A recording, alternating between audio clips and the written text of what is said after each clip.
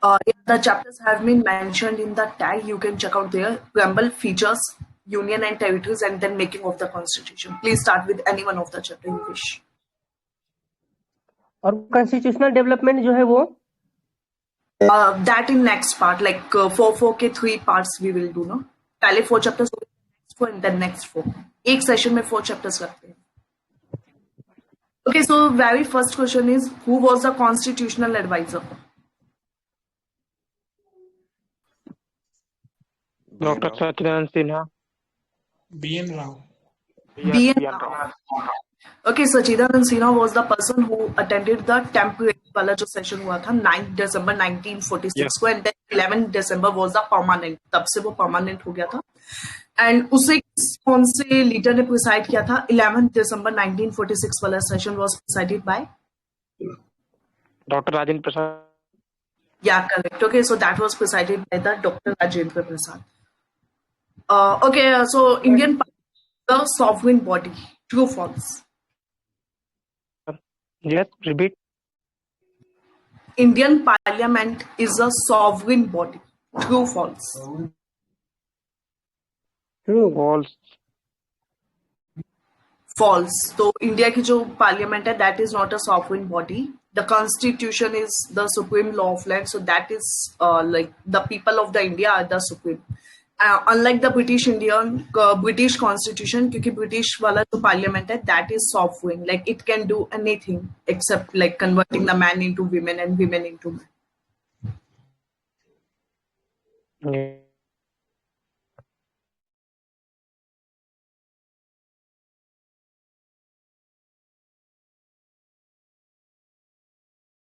Okay, so for the first time, the idea of the Constituent Assembly was put up by the, who was the leader?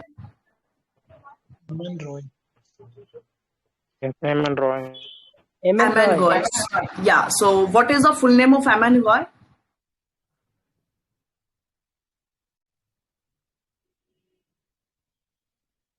Okay, so the full name of the M.N. Roy was Manvinder Nath Roy. Okay. Also, he started one communist paper as well, if anyone remembers. He started one newspaper which was communal in nature. What was the name of that newspaper? Vanguard. Vanguard. So Vanguard was the newspaper started by the M.N. Roy aka Manvinder Nath Roy. But he ma'am communal. Paper का नाम क्या बताए थे ma'am?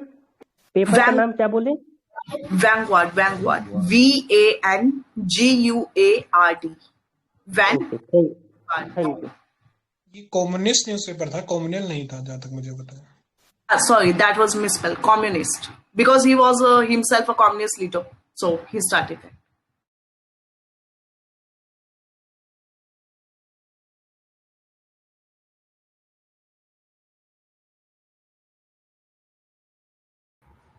Which party first time officially demanded the Constituent Assembly?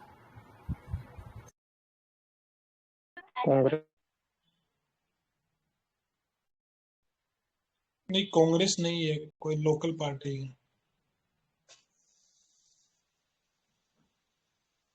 हाँ, कांग्रेस है sir इसका answer. Officially तो मैंने डिमांड किया था, उससे पहले कम्युनिस्ट पार्टी वो थी, सॉरी स्वराज इस पार्टी थी ना, उसने भी बोला था. स्वराज.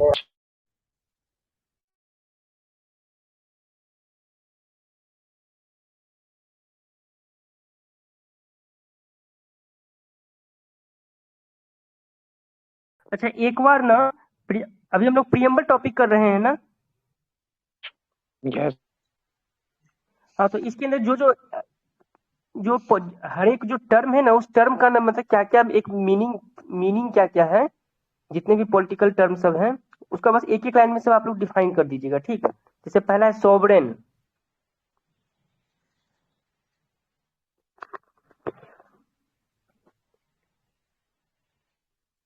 Independent foreign policy.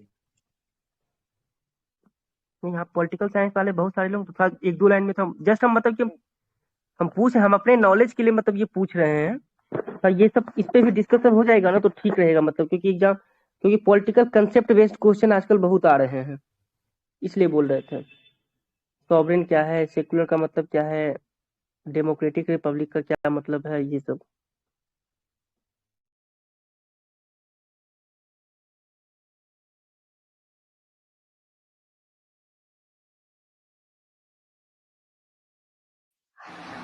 सब लोग साइलेंट हो गए।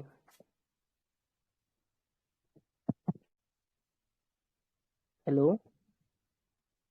हाँ जी सर। हाँ जी। वही बोल रहे थे कि अगर इस पर एक बार डिस्कस कर लेते तो अच्छा रहता। हाँ सर, करते हैं। तो फ्रेटर्निटी का बता दीजिए आप, पता हो तो। फ्रेटर्निटी का तो मतलब हो गया कम्युनल हार्मोनी टाइप से, डिफरेंट डिफरेंट सेक्शंस के लोग के बीच में, मतलब कि हार्मोनी के साथ मतलब रहना। हाँ कि जी सर। अच्छा, मैं एक चीज बोलूंगा तो आप बताना ये कौन से वर्ड से रिलेट करता है। The dignity of the individual and the unity and integrity. हाँ, मतलब ये कौन एश्योर कर, in which word in the preamble assures that the dignity of the individual and the unity and integrity of the nation. अखंडता। Sorry.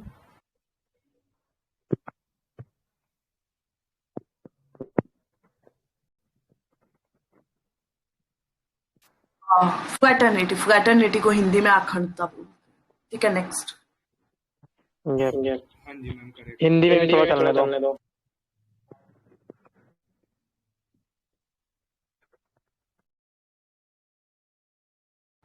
अच्छा, तो एक ना हमारे कॉन्स्टिट्यूशन, मतलब जो थे असेंबली कॉन्स्टिट्यूशनल डिबेट्स थी, उसमें किसी ने कहा था कि it is the key note of the constitution. तो वो किसके लिए कहा था? Fundamental right, DPSP, preamble. Preamble. हाँ जी सर, करेक्ट। अच्छा, तो एक स्टेटमेंट है, Berubari union case stated that preamble is a part of the constitution. True. False. हाँ, फॉल्स है ये। तो किस में कहा था कि पार्ट है हमारा कॉन्स्टिट्यूशन? मिनरवा मिल में। केस केशवानंद। केशवानंद ही होना चाहिए। हाँ, मिनरवा केशवानंद नहीं में। बोला था। नहीं सर, केशवानंद में कहा था 1973 में कि preamble is a part of the constitution. और फिर उसके बाद 1995 में LIC ऑफ इंडिया केस आया था, उसमें कहा था preamble is an integral part of the constitution. तो ये 3 ही केस हुए थे इससे रिलेटेड। एक तो बेरूबारी यूनियन, उसमें मना कर दिया था, फिर केशवानंदा भारती में मान लिया था, फिर LIC में दोबारा से मान लिया था। बेरीबारू 1960 में आया था ना। हाँ जी sir.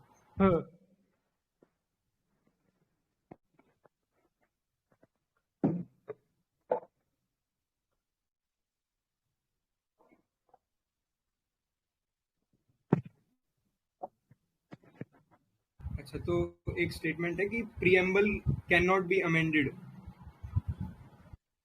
It can be amended, तभी तो अमेंडमेंट इसमें आया। और ये कौन से केस में कहा गया था?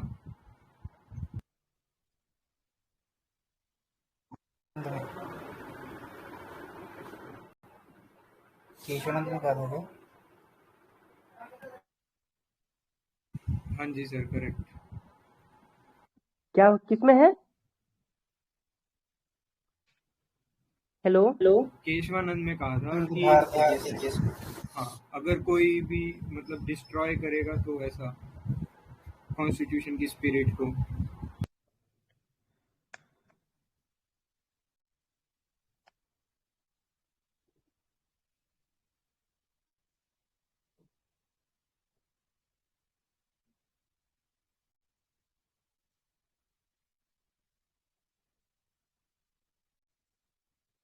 अच्छा, एक स्टेटमेंट है कि इंडिया में डायरेक्ट डेमोक्रेसी होती है। ट्रू या फॉल्स? ट्रू। फॉल्स। हाँ, फॉल्स है ये। इंडिया में इनडायरेक्ट डेमोक्रेसी करते हैं हम। तो डायरेक्ट डेमोक्रेसी के 4 इंग्रेडिएंट्स हैं, वो क्या है? रेफरेंडम है, रिकॉल। रेफरेंडम है, प्लेबिसाइट हमारा है, रिकॉल है, और एक कुछ और है आई थिंक। इनिशिएट हाँ, इनिशिएटिव। हाँ जी सर, करेक्ट। अच्छा, एक स्टेटमेंट बोलूंगा, मतलब 2 स्टेटमेंट बोलूंगा, तो ट्रू या फॉल्स बताना। Without equality liberty will produce the supremacy of the few over the many. फिर से रिपीट करना भाई। हाँ, without equality liberty would produce the supremacy of the few over the many. False. सही है सर। तो सही है। हाँ, ट्रू है ये। और दूसरा स्टेटमेंट है, equality without liberty would kill individual initiative.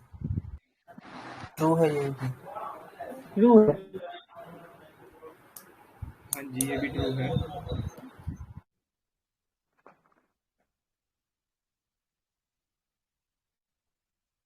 अच्छा, एक और स्टेटमेंट है ये, the ideals of justice that is social, economic and political has been taken from the Russian revolution. True. हाँ जी सर, ट्रू है सर, ट्रू। एलियस जो है ना, लिबर्टी, इक्वालिटी एंड फ्रेटर्निटी, वो फ्रेंच रेवोल्यूशन से थे। वो फ्रांस से लिए थे। हाँ जी सर, हाँ जी मैम। ओके हाँ। अच्छा, एक और स्टेटमेंट बोलता हूँ। The term republic in our preamble indicates that India has an elected head called the president. True. तो ट्रू है। हाँ, करेक्ट है।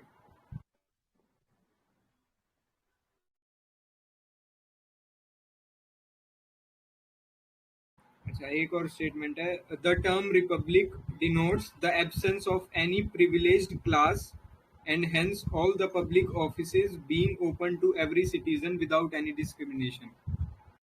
ट्रू है ये भी। हाँ, ये भी ट्रू फिर है। से रिपीट, एक बार रिपीट कीजिएगा। हाँ जी sir, the term republic denotes that all the public offices being open to every citizen without any discrimination. हाँ, ट्रू है ये।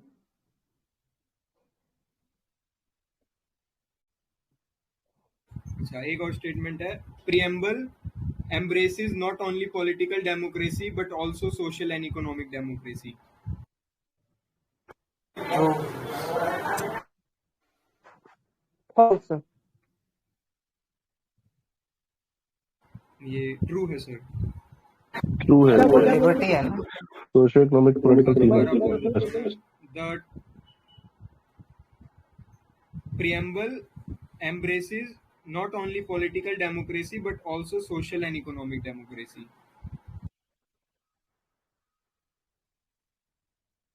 सोशल आ और गया ना, सोशल इकोनॉमिक इकोनॉमिकल कैसे है? Political justice. और जस्टिस तो डेमोक्रेसी में उसका पार्ट ही हुआ ना। फंडामेंटल राइट्स है वो पॉलिटिकल डेमोक्रेसी के लिए, और डीपीएसपी सोशल इकोनॉमिक। और प्रियम्बल ऐसा लिखा है इसमें, preamble in a broader sense embraces not only political democracy but also social and economic democracy. हाँ सर, वो कहा है ना, social economic and political liberty, ऐसा कुछ, या जस्टिस का है ऐसा, तो वो डेमोक्रेसी के अंडर ही हुआ ना, ब्रॉड में।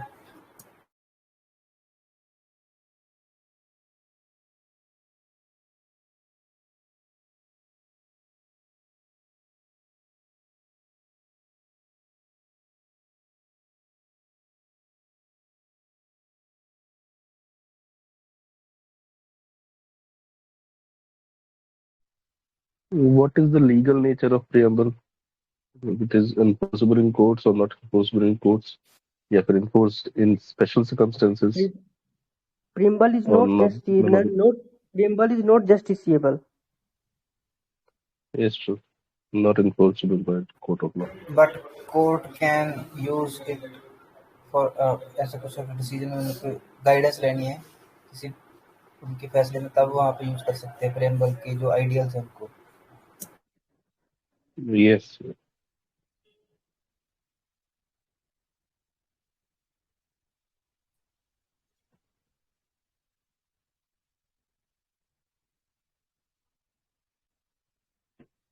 एक स्टेटमेंट है कि किसके बारे में बात कर रहा है, इसके बारे में बताना है। It laid down the fundamentals and philosophy of the constitutional structure. ये किसके बारे में बात कर रहे हैं? FR प्रीएम्बल FD OR किसके बारे में? आपकी आवाज नहीं क्लियर है, किससे बोल सकते हैं? हाँ सही है। In which case, Supreme Court held that preamble forms the part of Constitution. First option is Union of India versus Dr. Kohli.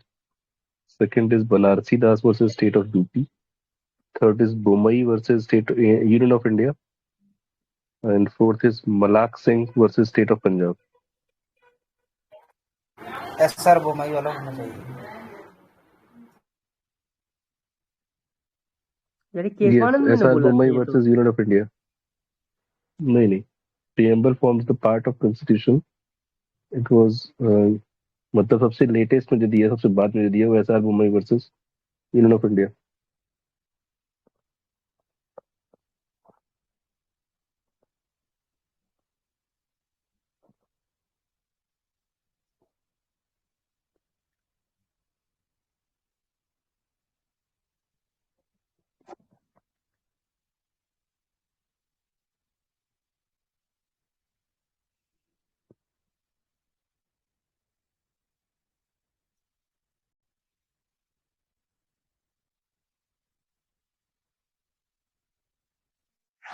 Objective resolution was passed by Jawaharlal Nehru in 1947.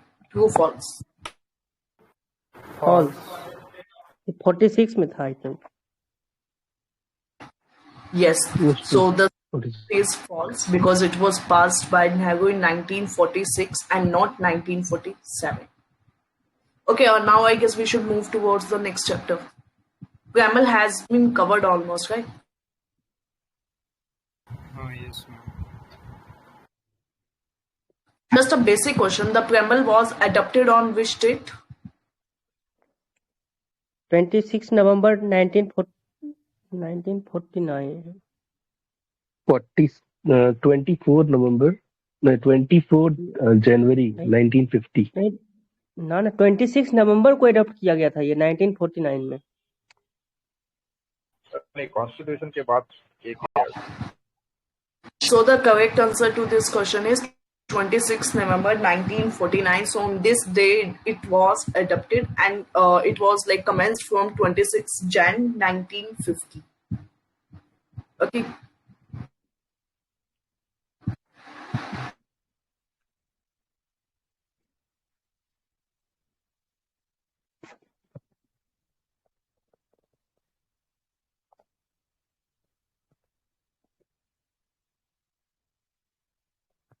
अच्छा एक क्वेश्चन है उसमें, hello बोल रहा है क्या कोई? नहीं, Don't.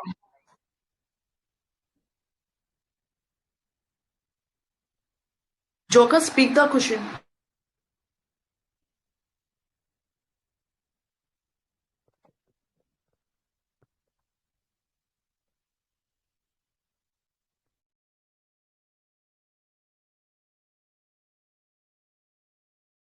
Hello, am I audible? Yes, you are audible. Okay sir. अच्छा एक क्वेश्चन है कि appointment of state governors by the centre, ये हमने कहाँ से बोरो किया है? कनाडा से ना? हाँ जी सर, करेक्ट।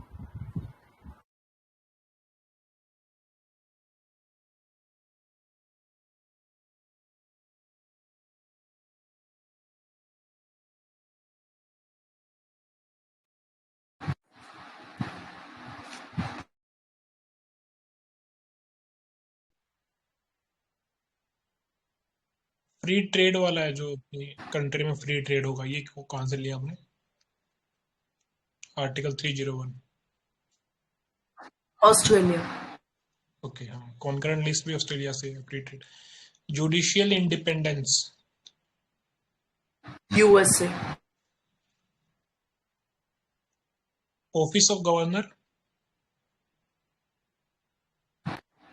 35 एक्ट। ठीक है। Emergency provisions, Germany. Germany. From 1935, but fundamental rights suspension is taken from the Weimar Constitution, Germany. हाँ ठीक है, एग्जैक्ट आंसर जो मैम ने बोला वो है, बाकी दोनों से है वो।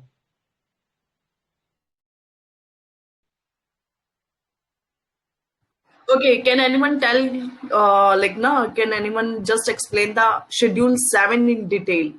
Sorry, 8 I want, because 8 में काफी amendments है. So anyone remembers the 3 schedules and 3 constitution amendments?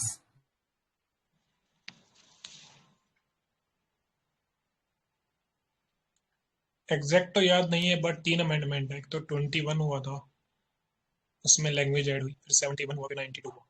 Okay, so 21 में Sindhi was added. Okay.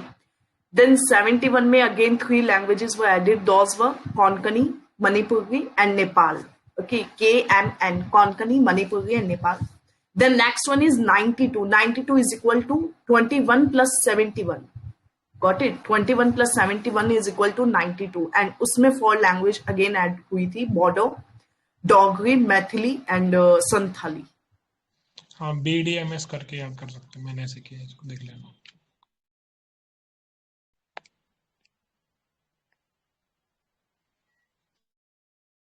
तो अभी 22 लैंग्वेज है ना, तो 3 अमेंडमेंट हुए, 1 प्लस में 3 इक्वल टू 4, तो लास्ट वाले में 4 ऐड हुई है।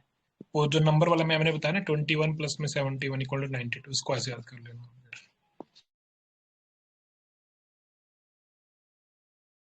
So first schedule is related to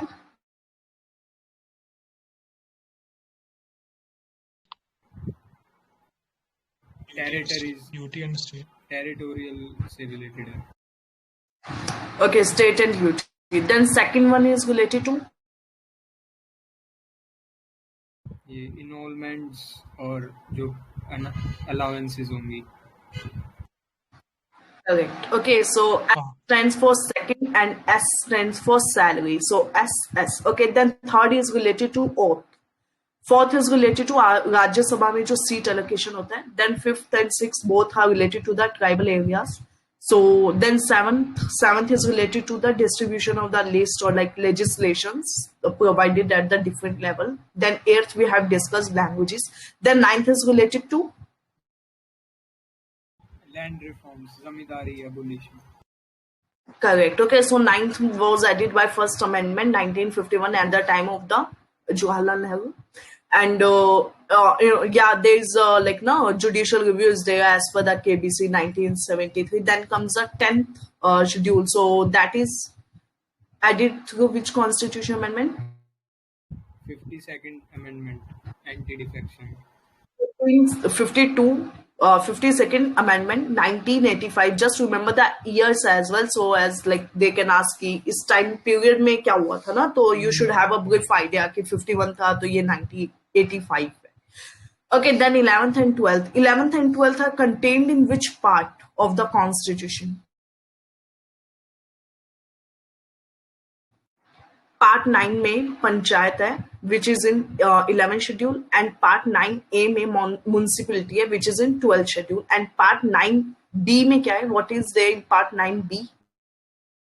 Cooperative societies.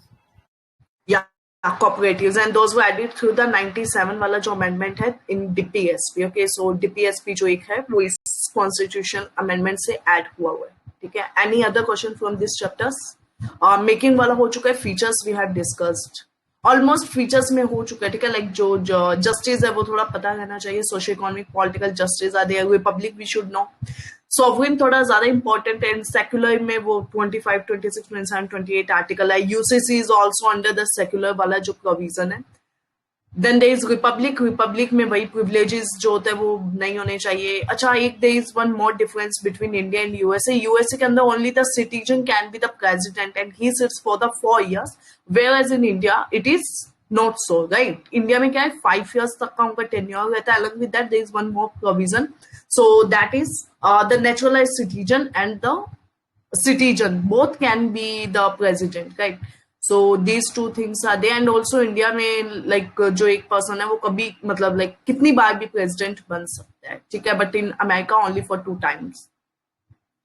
Then after that UT वाला chapter is also remaining, so anyone can ask the questions from that chapter. Union and territories, like उसमें schedule 1 में 2 में 3 में और 4 में क्या है?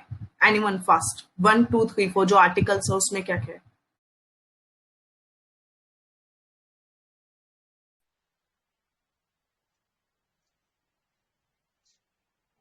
आर्टिकल 1 तो डिफाइन करता है मतलब कि टेरिटरीज कौन सी हैं इंडिया की और कौन सी नहीं, और यूनियन टेरिटरीज कौन सी हैं और ये सब.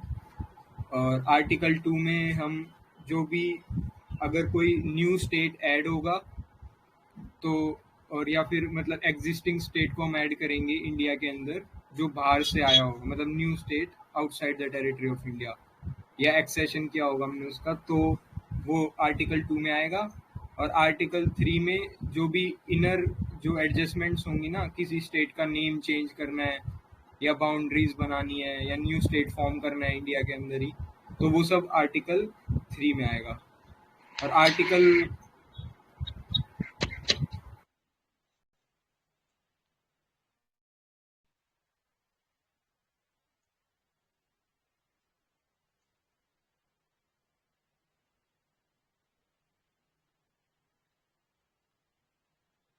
Settlement of boundary can be done through executive action. True, false? True.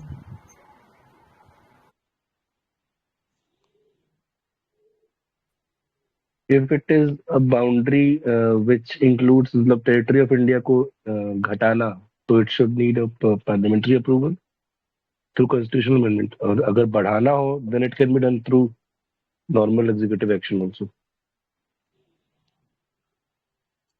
If we are like Border- to another country, now for example India ने अपना किसी को पूरा party दे दिया, so that will require the constitutional amendment because that is bringing the changes into the states.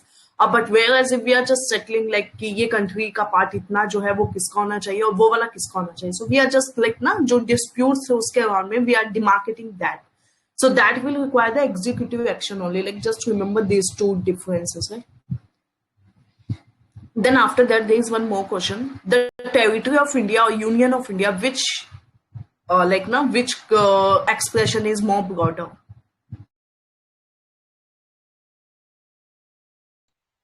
हाँ, union तो अपन के state Territory of India. में सब कुछ आ जाएगा ना जो अपने पास है, यूटी स्टेट या फिर फोरन में जो हमने ले रखे सब आ जाएगा, तो टेरिटरी वाला होगा. Okay, so union of India जो है वो खाली स्टेट को इंक्लूड करता है, बट जो पहले वाला है टेरिटरी ऑफ इंडिया उसमें सब कुछ आ जाता है, बीट लाइक टेरिटरीज है या यूटी वाली है या हमने जो एक्वायर किया by the time like Portuguese से, जो हमने जैसे पौंडुचेरी वाला उधर का पार्ट जो था, यमन, माहे और वो जो सब है, ठीक है, वो यनम, ठीक है, तो वो पार्ट उनसे लिया गया, तो दैट इज लाइक ना मतलब वो हो जाएगा, टेरिटरी ऑफ इंडिया वाला पार्ट हो जाएगा. यूनियन ऑफ इंडिया में जो जितने भी स्टेट्स हैं वही आएंगे. देन आफ्टर दैट ये जितना भी जो भी सेटलमेंट किया जाता है that is done through the special majority. True false? कौन सा settlement?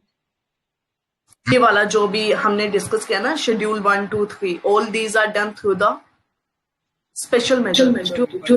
Simple majority. Yeah, so this statement is false. It is done through the simple majority. हाँ, वो आर्टिकल 4 में मेंशन है कि ये 368 के अंडर नहीं है, ये सिंपल में क्यों हुआ, they mention directly this thing.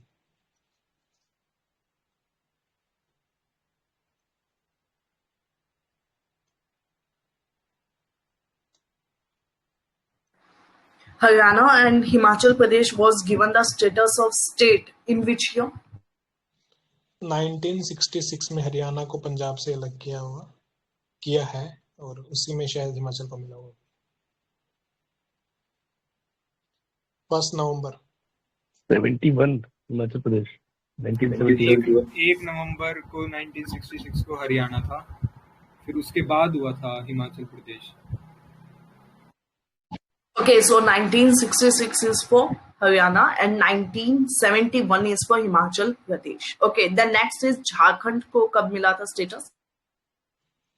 2002 में मिला था ना, 3-4 स्टेट हो गए थे उस टाइम, यूके, झारखंड, मणिपुर, 2000 में मिला था.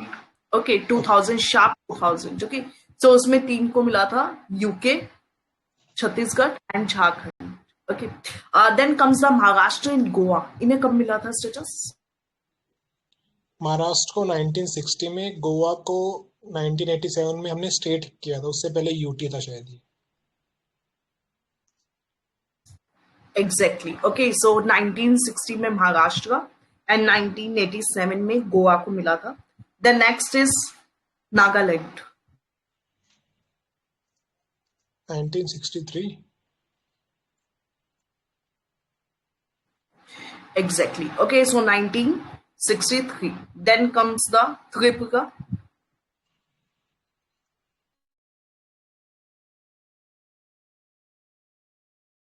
1972. 72. Okay, so yeah, 1972 is the correct answer. Then comes the Manipur. 1972. And what about Meghalaya? Same year. Okay, then Sikkim. 1975. Was the name of that constitutional amendment? Number of that? 35th से associate state बना था, 36 से full fledge state बन गया था। Nice. Okay, so these things are correct. Then after that, Dadra and Nagar Haveli.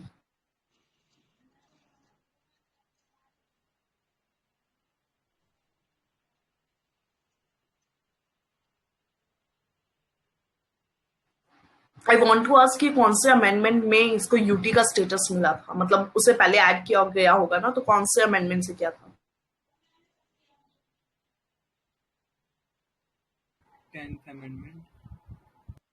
So 10th constitutional amendment 1961. Okay. अच्छा, तो so actually yeah, मेरा डाउट, yeah, please ask. जैसे हम लोग ये बोल रहे हैं कि जो भी हम चेंज वेंज करेंगे उसको सीएए नहीं बोलेंगे, कॉन्स्टिट्यूशन अमेंडमेंट एक्ट, तो फिर ये सिक्किम के केस में क्या है, 35, 36, किसी में 10th आ रहा है, ये क्या सीन है? मतलब इसको हम बोल रहे हैं ना सीएए है ये।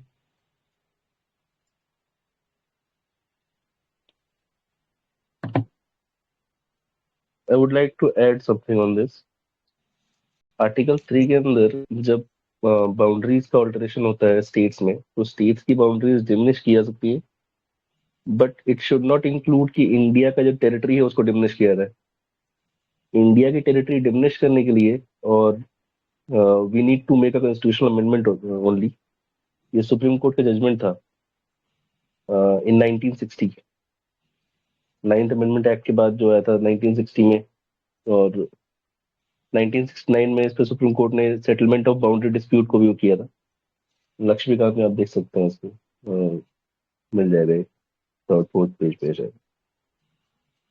तो आर्टिकल 3 के अंदर जो ऑल्टरेशन ऑफ बाउंड्री होती है स्टेट्स की, वो पावर है गवर्नमेंट के पास, बाय सिंपल मेजोरिटी कर सकती है वो। स्टेट्स की बाउंड्री अगर उसको इंटरनली शिफ्ट करनी होती है, लेकिन अगर एक्सटर्नल एक्सचेंजेस करने हैं और उसके अंदर डिमिनिश करना हो, मतलब सेसेशन हो, थोड़ा सा पार्ट इंडिया से कहीं बाहर जा रहा है, सेसेशन का पार्ट है, तो उसमें लिए कॉन्स्टिट्यूशन अमेंडमेंट चाहिए। कोई अगर टेरिटरी इंडिया बाहर से ले रहा है तो उसके लिए अमेंडमेंट की जरूरत नहीं होती है। दिस वन सर, थिंग मतलब ऐड करना था मुझे। हम लोगों ने सिक्किम को ऐड किया, उसके लिए हम आर्टिकल क्यों लेके आए, सीएए क्यों लेके आए? जैसे अब ये जेएंडके वाला हमने किया, उसके लिए नहीं लेके आए हम लोग सीएए, वो सिंपल से हो गया, उसको पीछे नहीं लगा रहे थे कॉन्स्टिट्यूशन अमेंडमेंट एक्ट। जैसे दादर एंड नगर हवेली, वो हमने ठीक है लिया है, बट उसको हम सीएए बोल रहे हैं, मेरा डाउट ये है।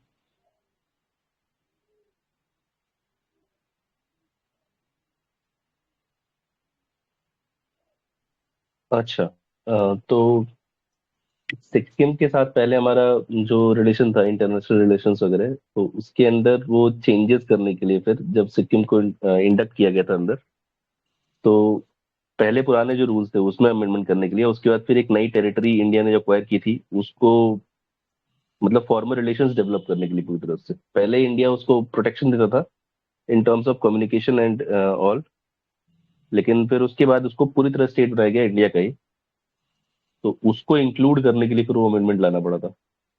मतलब यही है शायद रीजन, मेरे को 3 साल पहले पढ़ा था मैंने, मतलब मेरे को याद नहीं आ रहा, मेरे को फिर से खोलना पड़ेगा। Sorry for that. ओके।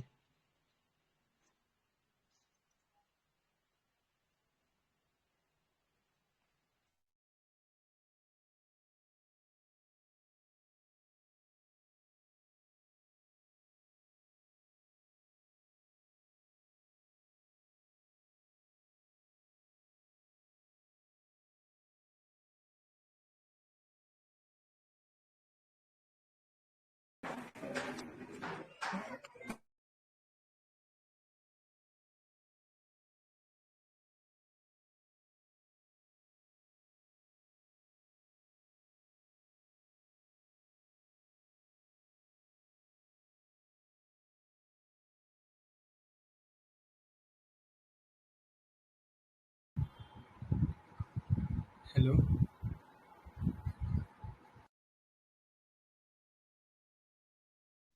हाँ हाँ, बोलो आगे बोलो।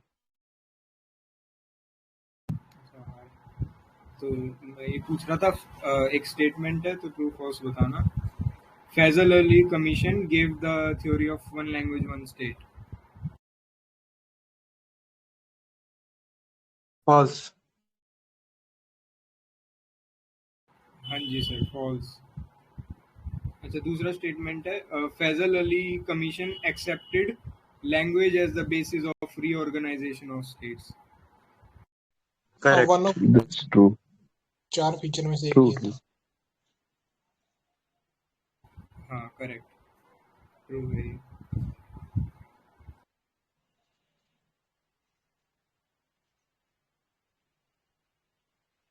अच्छा, पोटी श्रीमुल्लू is a member of the Faisal Ali Commission.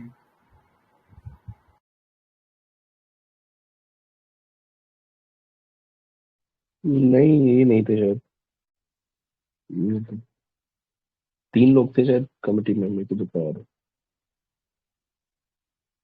Kunzru, हाँ जी, फैजल कौन थे सर अली ये?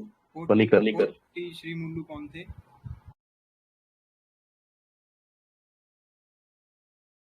ये हंगर स्ट्राइक पे बैठे थे शायद उसके आंध्रा रीऑर्गेनाइजेशन के लिए।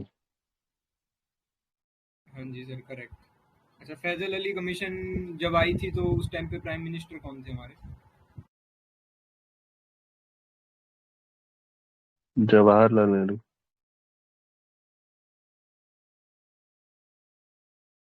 Correct sir.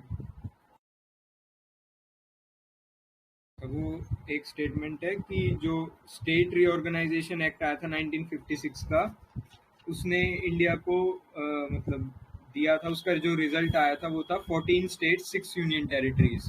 ट्रू और फॉल्स?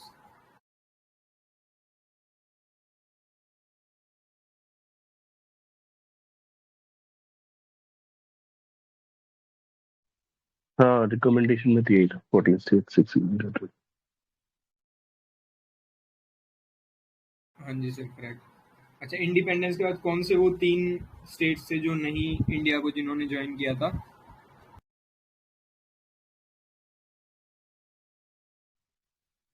हैदराबाद, जूनागढ़ और जम्मू कश्मीर।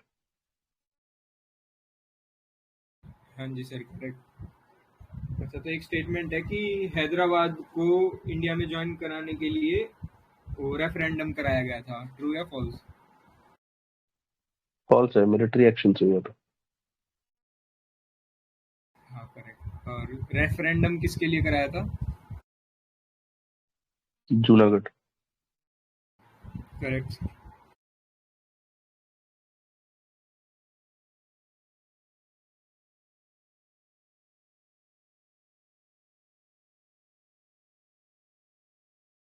अच्छा, तो एक क्वेश्चन है अब ये नेक्स्ट चैप्टर है सिटीजनशिप, वहाँ से है। तो क्वेश्चन है कि under the citizenship act of 1955 acquisition of citizenship can be done through by birth, by registration, by nationalization, by incorporation of territory, or by descent. सारे सही हैं, 5 टाइप्स हैं, बाकी यही है। हाँ, एक गलत है सर, ये बाय नेचुरलाइजेशन, मतलब मैंने नेशनलाइजेशन बोला था। अच्छा अच्छा अच्छा, ओके ओके।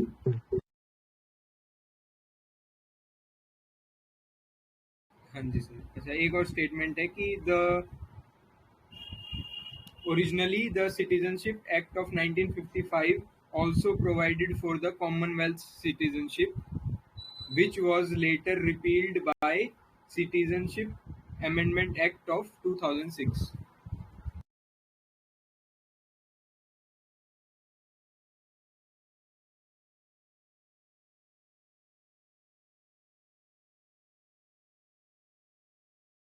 Okay, तो ये फॉल्स है स्टेटमेंट। तो जो ये प्रोविजन था कॉमनवेल्थ सिटीजनशिप का, ये रिपील हुआ था सिटीजनशिप अमेंडमेंट एक्ट 2003 में। ओके।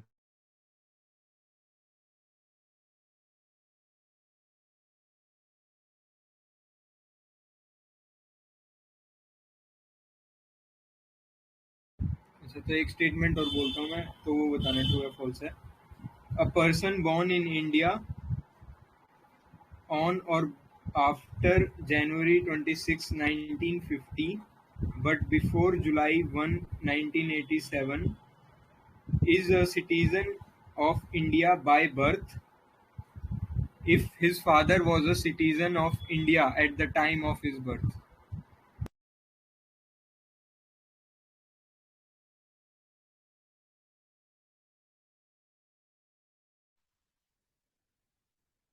दोबारा बोल देता हूँ मैं। A person born in India on after January 26, 1950, but before July 1, 1987, is a citizen of India by birth if his father was a citizen of India at the time of his birth.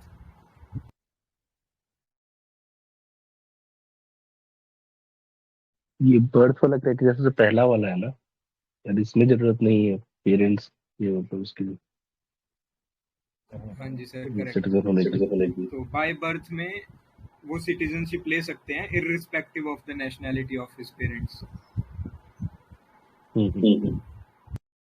अच्छा, तो revoke करने के लिए कौन कौन से वो क्या मेजर है सिटीजनशिप को, मतलब लॉस कैसे होगी citizenship?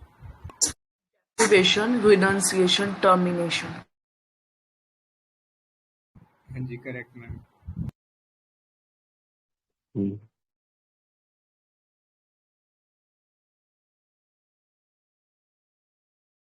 Okay, I was not there in between, so historical background has been completed or not? नहीं, हिस्टोरिकल बैकग्राउंड तो अभी नहीं हुआ। Okay, and rest things have been completed? हाँ, यस मैम।